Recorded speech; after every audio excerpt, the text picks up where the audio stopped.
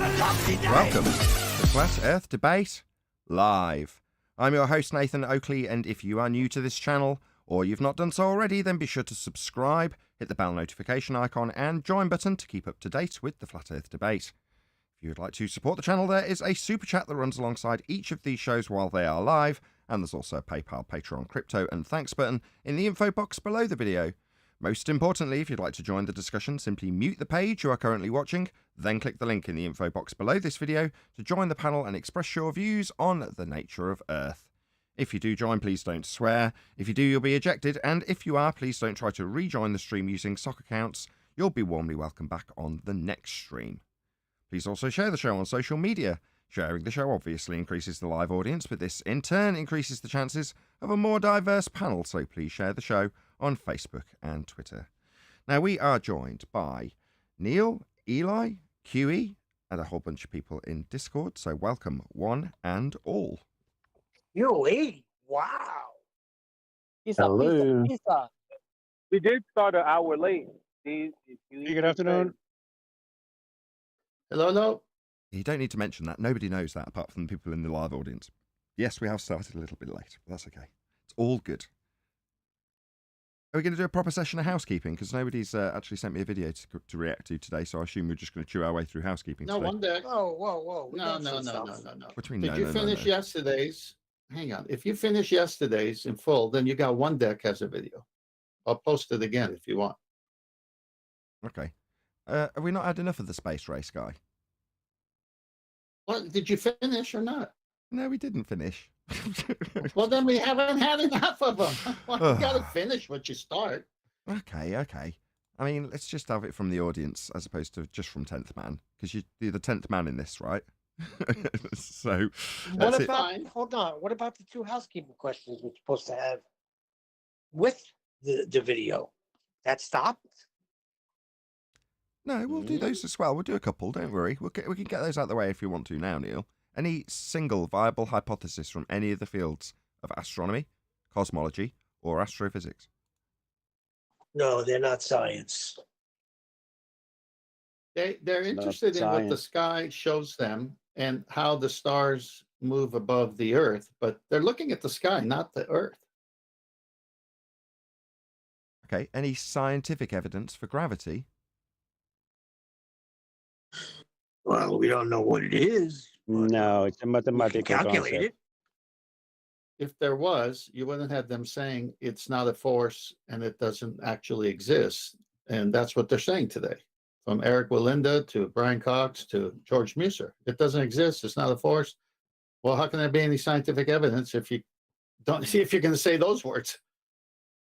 What minute do we get to in the space race? I don't know. We started at the 4-minute mark, and then you went probably another 4 or 5 minutes. So why don't you go to the 10-minute mark? Really? Those ancient calculations, stadia is a relatively undefined length. But if we assume it's the average length of a Roman stadium, then Eratosthenes was correct about the size of the Earth to within about a 10% margin of error. And Really? What, when he begged the question of a presupposed spherical Earth? No, I don't think so, as is shown in this diagram. Further to that, he's measuring angles. So he's going to need a flat baseline. He's going to need a flat Earth for his angle measurements. And then, 1,500 years after the time of Plato, people... Okay, I'll do a proper introduction for this. Okay, so for the last 2 or 3 videos, we've been responding to this video by a guy called The Space Race. And what I'm going to do now, as I would encourage anybody who's responding to me would do, is chuck a link to his video for my audience to go and subscribe and leave a very kind comment that says something to the effect of, Nathan Oakley 1980 sent me, love your content, subscribed. And if you want to add that I've responded to his video, then you feel free. But obviously let him know that Nathan Oakley 1980 sent you in the first instance. So that's the space race. The video we're responding to is the truth about the flat Earth theory. All right. So I just want to say that one of the pizzas that's going to be Nathan's Pizza is going to cost $19.80. Just saying. That's a good one, Eli. The Didn't pre-show this stuff. Okay, Didn't this that becomes an in-joke. knuckle-dragger- Okay, for the audience's benefit, before the live show started, the guys on the panel in the Dragon's Den were discussing the idea of, quote, flat Earth pizza planet. Okay? Now, I for one am out. You feel free to say in the chat if this is something you would worth or see as worth investing in. With a number 1 for flat Earth pizza planet, thumbs up. I would definitely buy pizza there. Or number 2, like me, I'm out. Please can we stop talking about it? Now you're aware of the in-joke. Thank you for that, Eli. Jeez, we didn't know it was so offensive. Not offensive, but you got to remember we've got a live audience. So the live audience need to know what we're talking about. If Eli just starts Well, saying, maybe it's I'm going to charge $19.80 for a flat Earth pizza in Nathan Oakley's name, they're going to go, what the hell's he babbling about? Now you're aware of the in-joke. Aren't they? well, maybe they're hungry. Maybe they're hungry for pizza. That's what I was going to say. Anyway. So let me just close the conversation with this. One's in the chat. If you'd like some really good flat Earth pizza, on like down at your local downtown or whatever. Well, 2's in the chat if it's a heck no. All well, right. the first answer in the chat is a 2, and to be perfectly honest, I'm not going to read beyond that. Thank you for the opinion on that, Rob, the truth.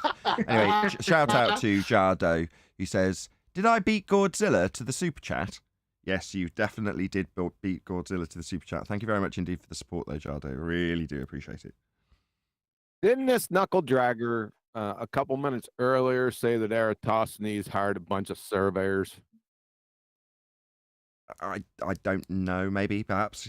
I can't even remember what we were doing. Can you turn Yes, it he back did. like Yes, 2 definitely. minutes? Can you turn it back like 2 minutes and then start over with this Eratosthenes? Wherever he starts Eratosthenes. I thought I heard that. I could have been mistaken. Were still so firm in their belief of a round Earth that they attempted to sail completely around it. Christopher Columbus sailed west from Spain with the full intention that he would find a new route all the way to China and India. Or is this all just what we have been conveniently told to believe? Okay. I don't want to go back another 5 minutes or whatever it was. That'll just chew up another 10 minutes of live show. But if you want not going to be 5. He's going to start talking about Eratosthenes, so you're right in the game. he did already. Take it apart anyway. Just go on. Nah, I want to make sure he said it. Oh, really? Okay. Sounds like you got to do a treatment. Okay, no, it's okay. We'll go Just back. let it flow from right there. Okay. 200 BC, decided that if the Earth is a sphere, then he should be able to calculate its circumference. And he So it's a begging the question fallacy straight off the bat. I'll say no more. You go ahead, QE. did just No, I'm that not by saying observing anything. the angle of shadows cast at different locations on the north, south axis at different times of the day. I'm difference good. in the Keep sun's going. Okay.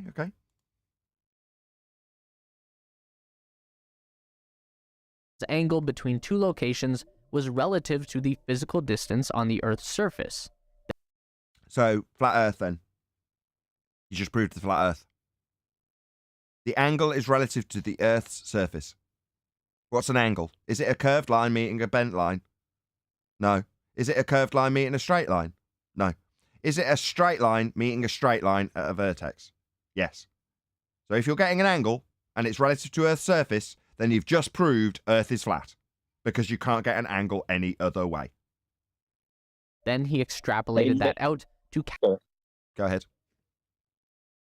Sorry, Nathan. I was just going to say I did have a few words on this topic, like a little poem, but I can save it for the after show if you want.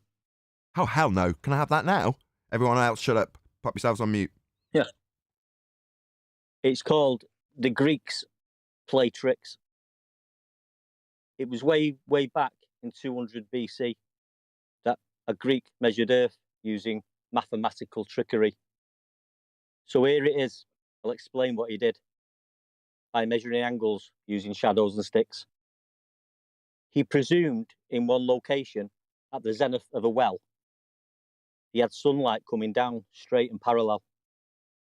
In another location, 500 stadia away, a stadia for ease is a mile, we'll say, He again measured the angle of the sun. Whoops. I'll just explain what he's done. He just measured an angle using the surface of Earth. But you can't measure angles by using a curve. This is point 1, proving Earth is flat. But we don't want to get hung up on that. The angle he measured, 500 stadia away, was 7.2 degrees, we'll just say. Right then, what next? What do? We just need to presume Earth a sphere of 360 degrees, here. Then divide 360 by 7.2, that gives us 50. Now what do? You times that 50 by stadia 500, which equals 25,100, giving us supposed Earth circumference. So this is how the Greeks measured a sphere, using straight-line angle measurements. Oh dear, oh dear. It's surprising what mathematics can do when you sprinkle on some wizardry and trickery too. The end. That was absolutely brilliant and perfectly timed. I'm glad I got you to read it out. In fact, I take the credit for it. That was excellent. Outstanding. That was so good and perfectly timed. How do you do it, man? How does he do it? He's a poet. It comes naturally. Yeah, but it's really Amazing. good. Like that must be really difficult to like actually use numbers and like mathematical descriptions and these terminologies and then make that into a poem. That's really tough. Yeah, the man's got skill. Recognise. I know. I'm just really perplexed by it. Yeah, man, me too. I love it. Excellent work. Thank you very much indeed, One Day. Appreciate it. Pleasure, my pleasure. Kudos, one day. Okay, I'm going to do a quick shout out to Jardo, and then I'm going to hand over, as you will see why, in a moment to 10th Man. Jardo, thank you for the super chat. He says, if I get a chance, can I ask 10th Man a question regarding navigation? I have a few newbies watching. Is that so? Also, shout out to Uncle Ben, who says, nice poem, bro. Indeed it was. Thank you very much, both of you, for the super chat. Jardo, your mic's all yours. 10th, he's not even here. He's vanished. I was just rejoined. Hopefully you heard me. 10th, if you can prick your ears up, Jardo, I think, has got a question for you. Hey, 10th. Hello. Yeah, I dropped. I had to join again. So what's going on? Hey, 10th. Just got a question regarding navigation. I've got a few newbies that have tuned in tonight, and they're curious about navigation on a flat plane. So the question I have for you is, if you read Captain Cook's logs of his circumnavigation of the Antarctic, in his navigational part of his logs, he quite often refers to being out of reckoning almost daily. Could you explain what out of reckoning means? No, I don't know what he means. I don't know Captain Cook. I don't know the context. What I know about celestial navigation is that you're looking at the stars above whatever you're living on, and it requires an elevation angle measurement to know the zenith of the star over what you're on, the Earth, not giving it a shape yet, but just where it's over the Earth, and then your zenith. So you got two zeniths to deal with here. So if you use the Mariner sextant, you're using the star or sun above the horizon, and you bring it down to the horizon and you rock it so you can establish perpendicular to a horizontal, not to a curve, to a horizontal, so you get your 90. So you know the star zenith. And you subtract that from 90 because that gives you your zenith, which is incapable at sea to get it with a bubble sextant or a tray of mercury. So it's a two-step method when you use the horizon. And so that is your zenith distance, your zenith to the sun's zenith. And it requires two straight lines, a vertex, that could only work on a surface that's not curved. That is how navigation works using the stars and the sextant. So in the Northern Hemisphere, using a What? Mariner sextant. What? Hemi, what now? Hang on, what? Hang on, what? Northern what? So in the northern part of the plane, using a Mariner sextant, it's quite, there's almost no reference to any mariner being out of reckoning. But in the I south don't know what, when you say part out of of the plane reckoning, below define this that. 60th parallel, well, that's Define out of the reckoning. question. I think So out of that reckoning, means that's that the they're question like I'm that asking their you as a celestials are No, you're the navigational expert. That's the question I'm asking you. no, don't storm at me here. Out of reckoning could mean you're at sea and it was cloudy for 2 days and you weren't able to use the stars. And there's a strong current in the ocean moving your boat left, right, whatever, and you're out of reckoning. What does this mean altogether? When the stars do appear, you're still using an angle measuring device called a sextant, which requires 2 straight lines in the vertex. Right. I mean, we can only speculate about what Cook meant, right? So if you know what dead reckoning is, and you know how a captain's going to pilot his vessel, then you know that they're going to plot a straight line to be the most efficient. Now, if they're planning on the map to travel in a straight line, and then they come and check where they are in relation to where they thought they'd be on the map, and they are not within reckoning, that would be dead reckoning, straight line, then they'd be out of reckoning. But I'm only speculating that that's what he meant, because as 10th Man said, I don't know what Cook meant by that. It could mean anything, but that's what I would assume it meant. I just Yeah, but Googled the word and I'm presenting it. So Oh, it's right. basically like another word for dislocation. yeah, it has nothing to do with celestial navigation. If you're dead reckoning, you're not using any celestial navigation aids, Correct. by the way. That's right. You're doing it based on your known position and where you expect to be on the map, and then drawing a straight line between the two of them. Then you are dead reckoning. You're just moving straight based on where you know you're going to be. And then when you check, as I speculate and go, oh, all right, I'm not on the line I thought I'd be on. We're out of reckoning. That's the only thing I can assume that meant. But like 10th and QE is now backed up. What's that got to do with celestial navigation in this regard? It's the azimuth of the part where you get the direction of the sun. So you find out what that is with your compass, and then you set to that line. But you can be taken off that line, so you have to keep doing it to keep that line straight. So I don't get it. Okay, a bit, and also let's not forget that the dude in the video we're responding to has just talked about, I think, Cook going west. So let's not forget that, because I want to address that as well after these super chats. So I'm going to read out a couple of super chats and then we'll go back to this video. Unless Jardo has got anything else he wanted to ask, or did we satisfactorily answer your question, or did 10th? No, we'll get back to it later. That's fine. No. If there's not, if you've not had a satisfactory answer, then say so. I don't want to move off the topic, is what I'm saying. So southern navigation, there was no prerequisite almanac at that time to use particular stars for navigation. So they had to use longitudinal reckoning. So I think QE's quite a little bit wrong there. And the fact that No, I'm not. daily. No, I'm not. You're going to have to define reckoning, Cook's reckoning. If he's talking about dead reckoning, that has nothing whatsoever to do with any navigational aids, especially celestial navigation. So that's what you have to do.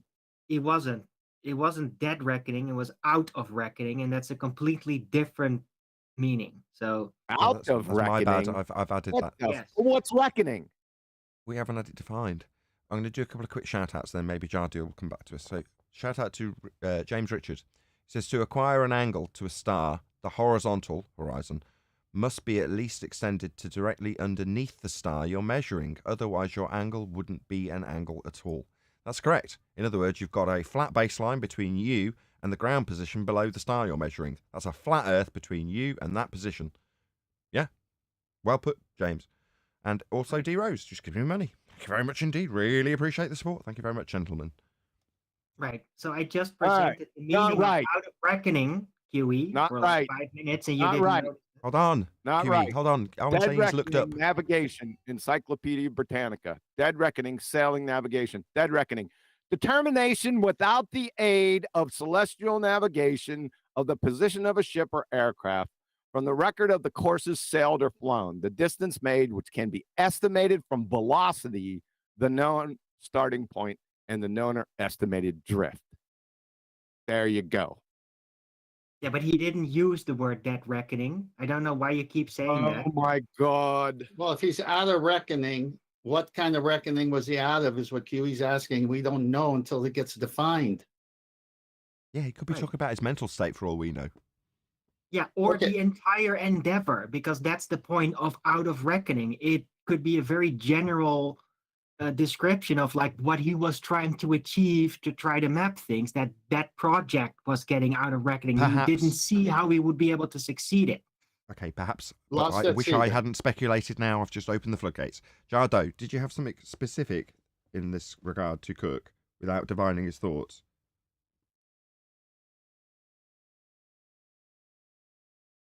You there, Jardo? So, yeah, so Cook's reckoning would have been based upon all the navigational markers that he was able to achieve in the north, which were well defined and historical.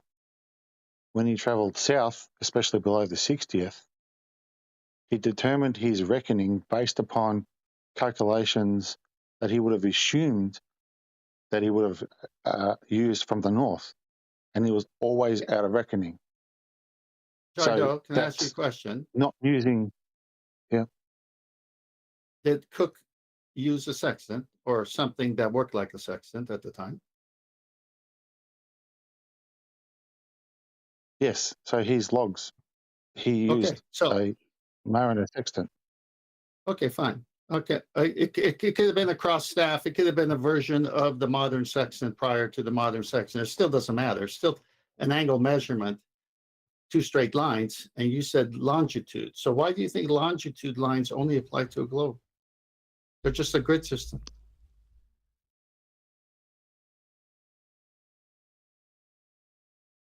And by the use of the sextant, he couldn't have been on a globe because sextant can't work on a curved surface. So the argument ends right there. No, that's correct. That's why I'm asking you, because you're the one that knows about this. So Well, anyone if could know about someone, this. Just go. Hold on, I'm Ted. sorry, go on. He's just clarifying his position, summarising. Go ahead, Jardo. so a very experienced mariner travelling in areas that he knew and that it was well travelled on would never find himself out of reckoning. But an area that he didn't travel in and didn't have the ability to use the sextant on stars that were or celestial celestial objects that had been recorded, they would assume they're travelling a distance but would be out of reckoning. So I would have thought that they would have proved the fact that it wasn't a globe. I see what you're saying. Well, I disagree. Hold on I one disagree second, with Ted. the first statement, Just- Nathan, just one because sec, Ted. today people. Hold on. What I think I'm picking up what you're putting down, Jardo. What you're saying is, if the world is a sphere, then by a hemispherical standard, the bottom of it is going to match the top of it.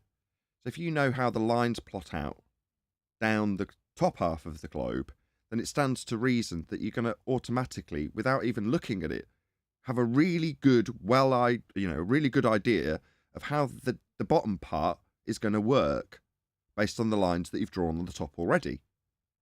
So therefore, when it doesn't, you're like, well, it's not matching what you predicted with the globe then, because those lines would just carry on down and round to the bottom if it was a sphere, and it isn't. I think that's what you're saying. Am I right? Correct. My God, it took a while. Yeah, it's because Okay. it did. That's Okay, flat. He had a now that's- sextant. That's all the bit that 10th focused on immediately, and he was right to do so. If Cook had a sextant, then he's proving Earth's flat every single time he uses it. But Jardo said something that is incorrect, and I'd like for him to say it again. He said people in the north know where they're going. No, they get lost all the time. That's why they need a sextant still, because at sea. Hang on, I got a cough here. Because at sea, You don't have any markers. They do know where they're going if they could see land in sight because they're familiar with the land. But once they ventured away from land, that's when it was scary for them. So that's why the sextant was so important. So the fact that you're familiar with trans or whatever Atlantic crossing statement or crossing the Pacific, once you're away from land, the only thing that can guide you are the stars against the horizon, which is a horizontal, to get that angle measurement. So you could easily get lost today, even though you're doing the same path, because there's no markers out there, except the stars become the lighthouse in the sky for you. And that's your marker.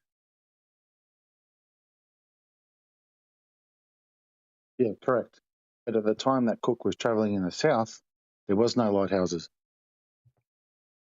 Yeah, there were stars in the sky that if he used it, if we're familiar with the story, if everything written about him is true, which I have no way of assessing at this time.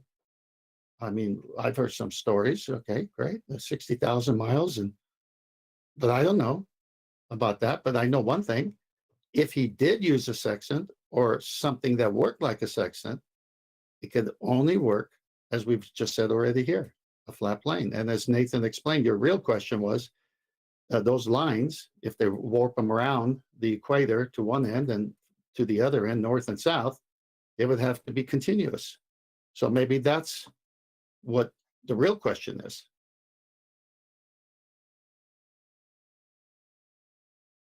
You need to look at Yeah. Carta Marina, which is a Portuguese-made map. It's a very old map. Carta Marina. Have a look. They describe the locations at sea to be accurate, but not the continents. But they also say that other maps are based on land and not on the oceans. That's why the discrepancies. They also mention that some maps are made by the compass, magnetic north. Some others are made by the celestial north, which is a few degrees apart. That's why the discrepancies on the maps. Carta Marina, have a look.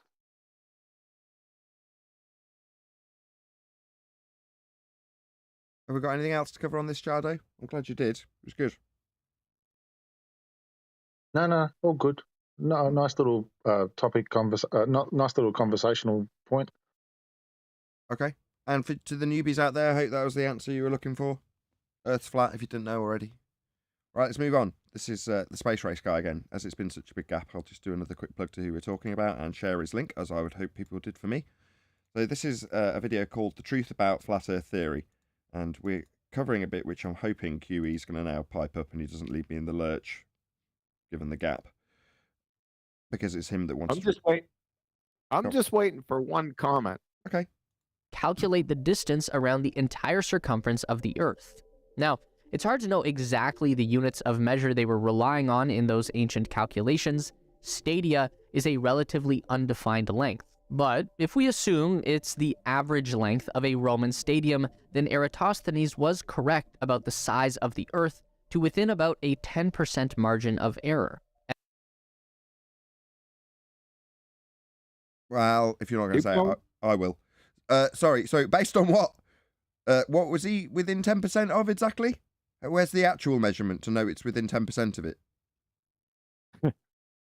And then, 1,500 years after the time of Plato, people were still so firm in their belief of a round Earth that they attempted to sail completely around it. Christopher Columbus sailed west from Spain with the full intention that he would find a new route all the way to China and India.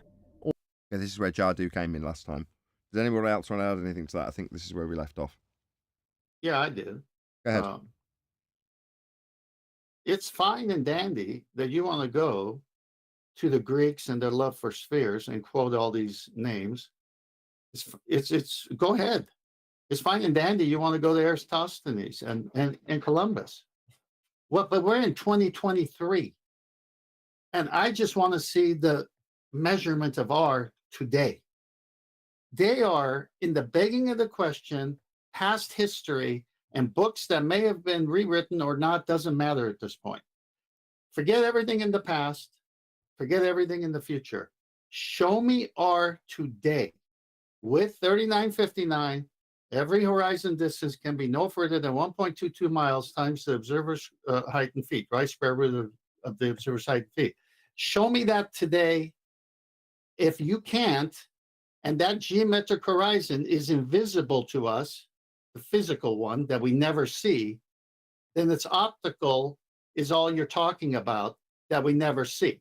I mean, think about it. Why do they keep bringing up Columbus? Why do they keep bringing up these people? They're trying to get us into the begging the question of a story rather than proving the Earth is a sphere today. Just prove it today and we'll be done with the show. It'll be over. We'll all get jobs. They can't. Or is this all just what we have been conveniently told to believe? At the core of the flat Earth ideology is the unwavering confidence that every single article of historical or scientific proof of a round Earth was fabricated. No, it was fabricated, ipso facto. If Earth is not a sphere, that's a de facto position that you cannot not hold. So, you have to hold that position based on the fact that you know the Earth's flat. Yeah? If you're saying unicorns are real, and I say no, they're not. Oh, right, so you're saying every single piece of evidence ever created for unicorns isn't real? Yes, that is precisely what we're saying. Every single shred of evidence. I'm going to give Mark Sargent's example, because it's much better than I could ever do. The evidence for the globe is a massive, massive warehouse. It's absolutely rammed full of boxes, all labelled up with things like gravity, Coriolis effect, you name it, it's all there, stacks of it. It's like, oh my God, there's absolutely tons of evidence for a globe. Now that's the evidence this guy is saying we would say is all unreal. Mark Sargent's example is you go up to one of the boxes, lift off the lid and go, what do you know? There's nothing inside it. So you go to the next box, open it and there's nothing inside it. And you go through the whole warehouse and realise it's a storage warehouse for nothing, because there's nothing in any of the boxes. So, yeah, that's precisely what we're saying. Yeah, all globe Earth evidence is fabricated.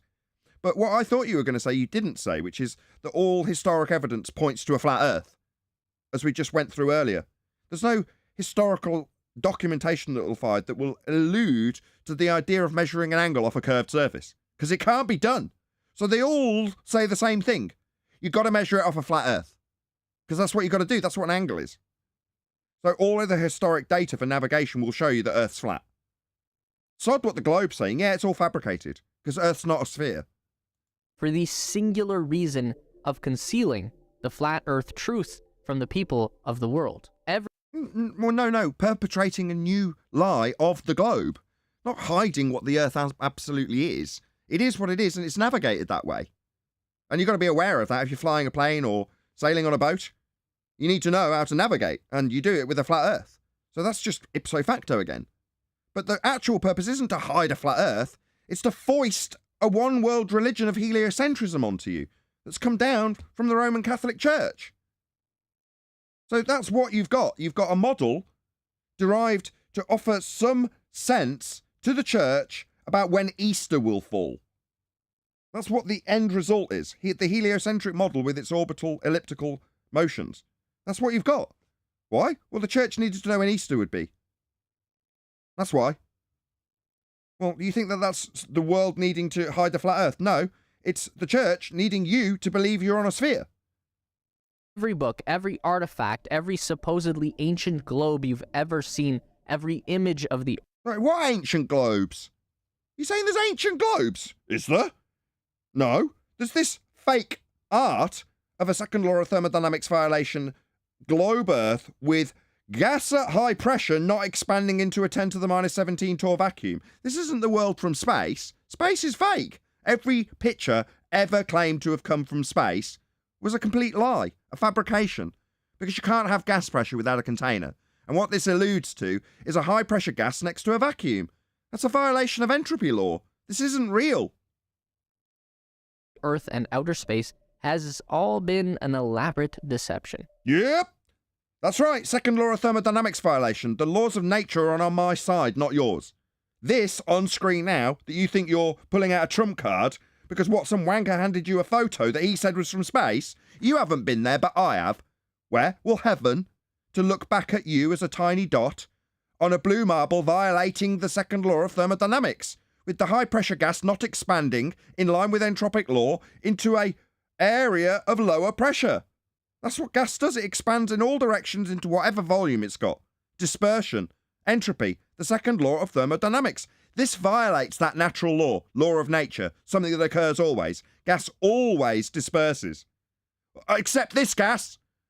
This magically isn't dispersing. What's that I hear faintly in the background from the ballers that don't attend this debate anymore because they've all lost? What's that I hear faintly? Gravity. Oh, really? What, a bending conceptual fourth dimensional medium invented by a man named Einstein that is definitely, quote, not a force, end quote, George Musa, Scientific American, or, quote, Professor Brian Cox, not really a force at all, end quote. So no, non-forces of fourth dimensional spacetime don't hold gases in violation of second law of thermodynamics. That's not how it works. This is definitely a fabrication. No, maybe it's a fabrication and they're alluding to my trump card picture of Earth from space being fake. Yeah, it damn well is. I can prove it. With a natural law, something that occurs always, and it isn't happening in this picture. Because it's not a picture. You think dinosaurs were real? Those bones No, I don't actually. are nothing more than movie props buried in the ground to keep us distracted. No, all the bones are fake. I've been and seen them. You know, you look up the articles that say that the bones are real, you go to the museum and ask the curator if the bones are real, and they tell you that they are not. You go, but it says here they're real. In this article about the real dinosaur in the massive atrium that we're standing next to. Yeah, it's not, though. It's not real. Oh, really? So why is it here? Well, it's just a big, fake dinosaur in the middle of this museum. It will be changed for the real whale that we've got stashed out the back, which is about the same size as this fake dinosaur that you thought was real. It's not. But of course, on the article that you'll read where it tells you it's real, you'll think it's real. And you'll post that article to me telling me it's real when it damn well isn't. That's a dinosaur skeleton in a museum, alluding to being real when it is not. NASA isn't exploring outer space. They're using taxpayers' money to create photoshopped images and CGI videos that support the round Earth agenda. Absolutely spot on. Couldn't have summarized it better myself. The reason we know you haven't given and I will give now. Outer space is fake, therefore there can't be any pictures coming from there. Akin to Narnia, a place you can't visit. Because if space was real, we'd all be dead. The gas at high pressure that we all enjoy breathing, yum, yum, yum, yum, yum, yum, yum. That wouldn't be here anymore. It would violate entropy law to stay here and not disperse into an area of volume it can fill. That would be space. Gas fills space. So outer space, a sky vacuum, is fake. Therefore, the pictures are fake. You can't take pictures from a fake place that violates natural law.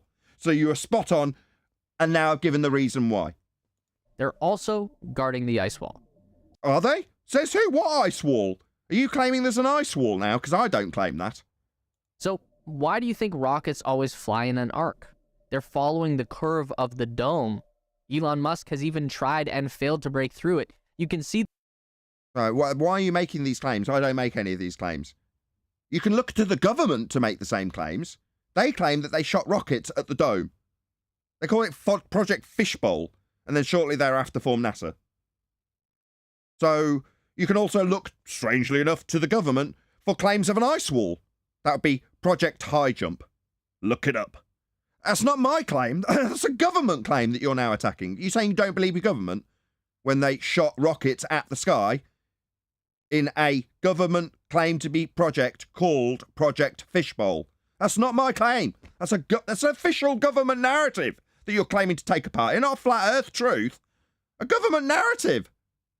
See this with your own eyes. These jellyfish-shaped clouds behind the rocket, that's a Falcon 9 skipping off the surface of the firmament.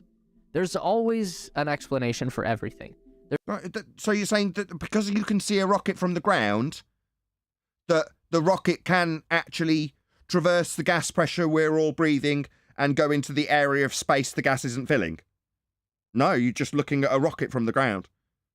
Yeah, there might be prop rockets, but what they say they do is go into this area, this black area, that's 10 to the minus 17 torr vacuum. What's this little bit here? Is that the moon?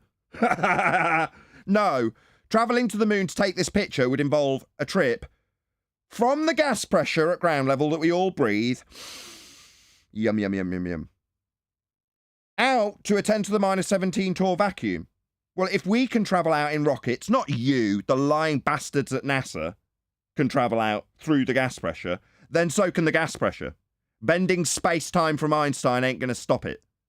It would just fill this area instantly. We'd never have developed gas pressure, let alone have clouds moving around next to a 10 to the minus 17 torr vacuum in this picture.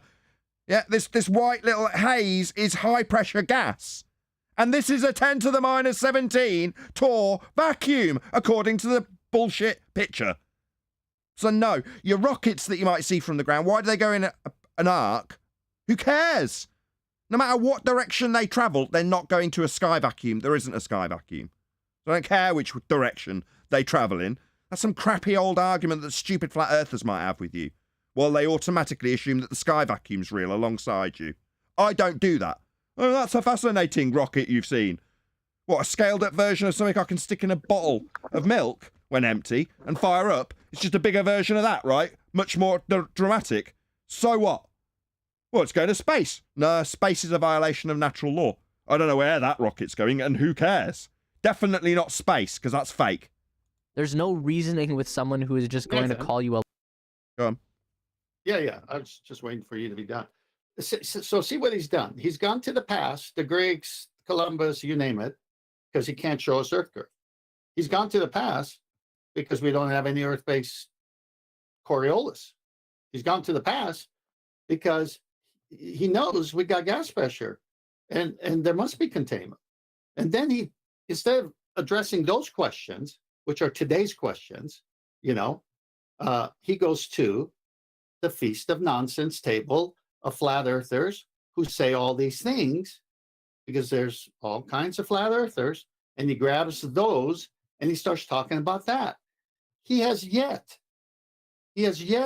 told us that the horizon is Earth curve, right?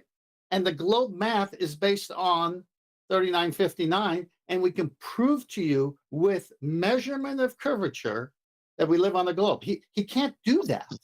He can never do that because it's invisible. The geometric horizon can never be seen. So how is it ever measured then if you can't see it? So then the black swan destroys them. The absence of rotation destroys them. Gas pressure without containment destroys them. He wants to stay far and clear from these questions today. He wants to use the past, which doesn't apply to me, and the Feast of Nonsense, which I don't agree with. I just want to see Earth curve proven, and he can't. So this is where their arguments are. How old is this video? 10 days. Wow. Continue. a liar no matter what you say, or dismiss a legitimate criticism with unfounded make-believe? Is there even a point to... So you're suggesting flat earthers would disagree with a criticism with unfounded make-believe, right? So from what I glean from that, you're suggesting that what I'll offer up against your tosh of evidence is just some garbage or hand-wave dismissal. Well, let's just reverse that. I've offered up you the second law of thermodynamics in response to your picture that you assumed, you didn't take, but you assumed the government essentially gave to you when they parroted off their one world religion of heliocentrism, and that was their evidence for it. Now, you didn't appreciate that you were in a religion, but you did think you'd got a photograph. I gave you the second law of thermodynamics. Let's see what waffle tosh you give me to my response that uses natural law to debunk your claim to be photograph. Let's see how you get on. Yeah? Let's see if we get some unfounded make-believe back in response to the second law of thermodynamics entropy claim in regards to how this high-pressure gas would instantaneously disperse into a 10 to the minus 17 torr vacuum if that's what the sky was. And that's what the sky is in this claimed to be picture. It isn't. It's a load of old crap that I can debunk with natural law. I'd like to see what your response is. Is that you, QE? What did you want? A J3D or JR3D? Do you have something to add, my friend? While he figures that out, shout out to Jardu. Says the guy we are listening to is definitely a love child of not a Professor Dave and pseudo Simon Dan. That's a very nice sad hom. Thank you for that. Did you want to add something, Jay? Jay? Jay? Can you hear us? You're rustling off mute. Oh, he's on mute. Jolly good. Thank you for that. Thank you for the super chat, by the way, Jardu. Really do appreciate the support. Arguing. Yeah, not really. And what if the Earth was flat? If you woke up tomorrow and the government was on TV saying, you know what, we actually have been lying to you. You all do live on a flat disk with a dome around it. Okay, so we're going to see what you say next, but I'm going to preface it by saying, so I offer you celestial navigation done for a very long period of time and can only be done if Earth is flat. So I want to put that instead of what you've said, the government just going on TV, because obviously that's the standard. What if the government were on TV suddenly, you've got to accept it as real? You cuck. No, government saying anything doesn't make it real. But that's your standard, right? If the government came on TV tomorrow and said Earth's flat, so therefore everyone accepted it, because we're all a bunch of cucks who just accept what's said to us by the government if it's on telly. Yeah, no, I'm going to substitute that garbage that you would accept with actual evidence of a flat Earth, which is to say that it is measured and navigated flat by way of angles that can only be performed if they're being measured from a flat surface. That is to say, Earth must be flat for celestial navigation. So based on that being a documented fact, we'll now see what he says about the standard. What would change? Would you just stop going to work and paying taxes? No, most assuredly not. No, I have to pay taxes for the money I earn telling people that the Earth is flat when I tell them on YouTube. So no, I haven't stopped paying taxes just because I'm a flat earther. Far from it. That's not the deal here. We're not looking to as get out for tax paying. What an absurd non sequitur. Is that what you think you would do? Oh wow, government said Earth's flat, I'll stop paying taxes. Is that what you do, you absolute crackpot? No, nobody in their right mind would do that. So I don't know why this non sequitur is somehow a standard that you feel that you'd have to adhere to if the government came on your telly and told you that, yeah, people are actually navigating the Earth as flat daily. Yeah, celestial navigation is used as a backup on aeroplanes. They do have a sextant to measure flat Earth elevation angle measurements should they get lost. Yeah, boats do use sextants and the stars and angles of a flat Earth to find out where the hell they are. Yeah, that is a standard that does exist. Yeah, but I haven't stopped paying taxes because of it. What an absolutely absurd notion. What do we gain from learning that the Earth is flat? And what we learn that we've been deceived on a massive scale about the fact that the government are on telly telling you it's a globe. So while you figure out that, yeah, it is actually measured and navigated flat, that it can't be measured and navigated any other way, and that's how they build stuff on it. And then you go to this telly and realise that the government is actually lying to you, to your face, about a religious heliocentric belief passed down from the church. So then what do when you realise the government's lying to you? Because up until this point, you'd have swallowed it whole when they told you on telly that Earth was flat. You'd have just accepted it, meaning you still think they're trustworthy. Well, that's not the reality of the situation, is it? You find out it's flat and then go to the telly and realise they're lying to you. That's a very different set of circumstances, isn't it? But you're not going to face that in this scenario, because in this scenario, the government's still trustworthy and have just, changed their mind? And suddenly you, the cuck, decides that you're going to just adhere to whatever the next lie is, like in 1984? All right, Oceania are at war now, are they? Oh, right, well, the government said that's okay. What a pathetic state of affairs. No, what I appreciated when I found out the Earth was flat was that I was being lied to on many different levels. And still am if I had listened to them continually, as you want to. Because where are you getting your information from? Well, from the telly and the government. But they've changed their mind about the shape of the Earth now. Now they're saying it's flat. So should I stop paying my taxes, or should I cuck to the government a little bit more now they've told me something different? They're not, by the way. They'll still tell you it's a globe even if you listen to this. And appreciate that the lies of the photographs you presented were just that. And they continue to this day. Does that change your position about the world you live in at all? Because it bloody well should. What do you gain from pretending that it's round? That might be the most baffling question of all. Well, it's the question you've got to ask yourself. What did you benefit from the controlled structure that was presented around you in the form of a religious belief known as the globe. What did you benefit from it? Well, you didn't, but you were unwittingly part of a church. You were part of a religious faith in a heaven that you can't visit, that your overlords can and have given you pictures that you cucked to. What would you do? Let us know in the comments. I did this. That's what I did. I set up a YouTube channel and responded to pathetic idiots like you. And just in case you respond to me, go and tell this guy that Nathan Oakley 1980 sent you and how much you love his material and how much you loved subscribing to his channel, so that hopefully I can actually grow. Because what YouTube do is censor us, while I do this for a living and pay my taxes doing it. It's below. Meet us back here every week for more updates on everything aerospace industry and interstellar exploration related. Oh, so you're not at all biased then?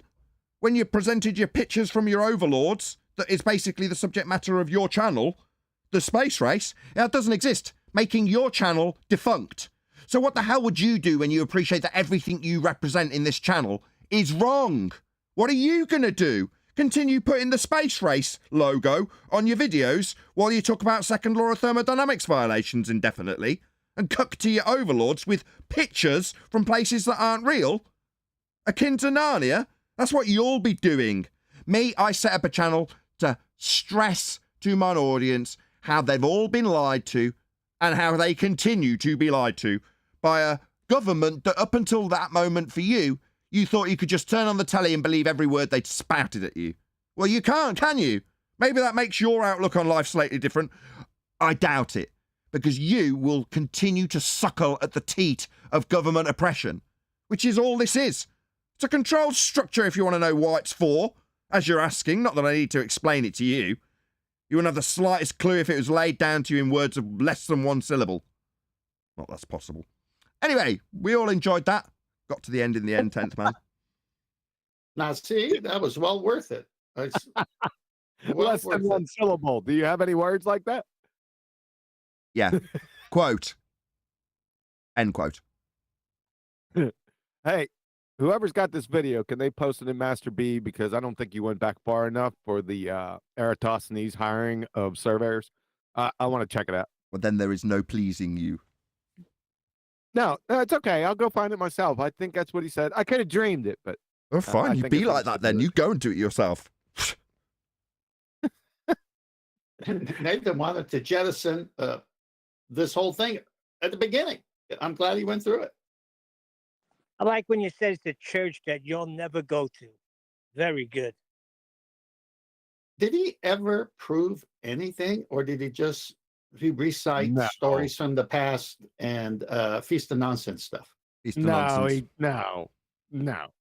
All he did, all this is delusional hyperbole, just superficial nonsense that he got from Wiki and from what he heard in the surroundings. He had nothing, zero, less than zero, just feigning some type of superiority, but he's just a dumb fuck. So less than zero would be -3 apples? It's just a parrot. He's just parroting off what his overlords have handed it to him. He's regurgitating it on his channel. That's it. That's what he's doing. Give him 100,000 subs. Stuck in 2015 as well. Yeah, I am bitter, by the way. You slog your heart out for a cause, and what you see is people like this dick with surface level research being held up way, way, way higher than we ever will. And when he covers our subject, well, then he'll replace us in the searches. It's like, it's just not fair. But there we go. Such is life. Life isn't fair. But now. But with that, you can share the show. That would be a great help. You know, smashing the share button, especially when there's a guy out there that you can appeal to and say, look, right, you know, you've put me on the right path to all this stuff, and then I've come across this Nathan Oakley 1980 character, and he seems to be disagreeing with you in various different ways that seem far more comprehensive and well-researched than your surface-level parroting. Shout out to Incredibly Cherry. Says, good job. Thank you very much for the super chat, Incredible Cherry. Incredibly Cherry, is it? Incredibly Cherry. Really appreciate the support. Thank you very much indeed for the super chat.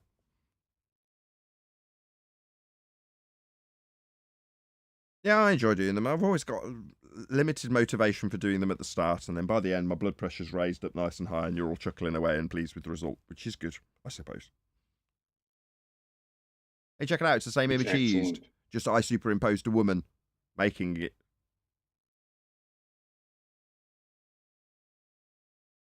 This is Earthrise.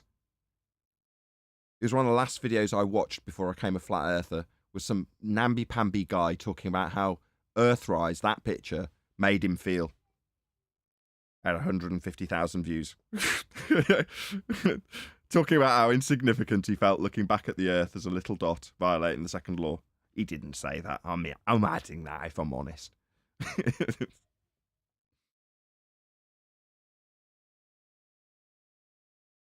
Have I subdued you all? What's happening? No, I'm formulating a thought here based on what I've said already several times. I just didn't want to keep saying it. I want to say it in a new way.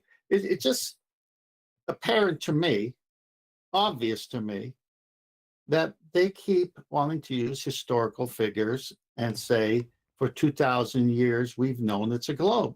You know, fine, I'll give that to you. Go ahead, make up your characters, make up your history, true or false. I don't care. Can you show it to me today? No, we can't see the geometric horizon. Yeah, but they know who their audience is. Like my younger brother will get a hold of this and he'll think it's settled. Oh, I heard this video, and that's just their target audience. It's like a psychological trick that they use. It's always referring to some origin story way, way back, billions of years ago or thousands of years ago. It must be stupid. Blah, blah, blah. It's like a psychological trick. Every time I hear 2,000 years ago, 1,000 years ago, or billions of years ago, for me, that's a sign of cognitive dissonance. If we can't reproduce elementary observations so-called primitive people have done thousands of years ago, that's the end of the argument. That's why I keep bringing, every time I pipe in this show. By the way, I love the show, Nathan. I can listen to it for fucking hours. This Raymond, please. But thank you. But every time I pipe in, I always get back to the origin, the genesis of the story is my man, Al Baruni. Because they can't get away from that. As soon as I refer to something in the past that happened, and you must be stupid not to know it, we'll come with, it eventually comes down to Al Baruni. So we might as well start a conversation with Al Baruni. Okay, what did he do and how did he do it? Let's do it now. Oh, you can't. Oh, so you think he's like some kind of a supernatural human being that could do something 2,000 years or 1,000 years ago that you and I, ordinary beings with iPhones and computers, can't do today? Well, who has a cognitive dissonance now? That's a sign of cognitive dissonance. As soon as somebody says it's been done, for me, that's a flag, a red flag, immediately. Perfect. With that, I'm going to say another huge, massive, enormous thank you to both Discord and G+ panels for making today's live show possible. If you are watching this on either Nathan Oakley 1980 or Nathan Oakley premiering streams, then stay tuned as there will be an after show to follow. Another massive thank you to today's Discord and G+ panels. Stay tuned. I've been Nathan Oakley, and I'll see you all in the next video.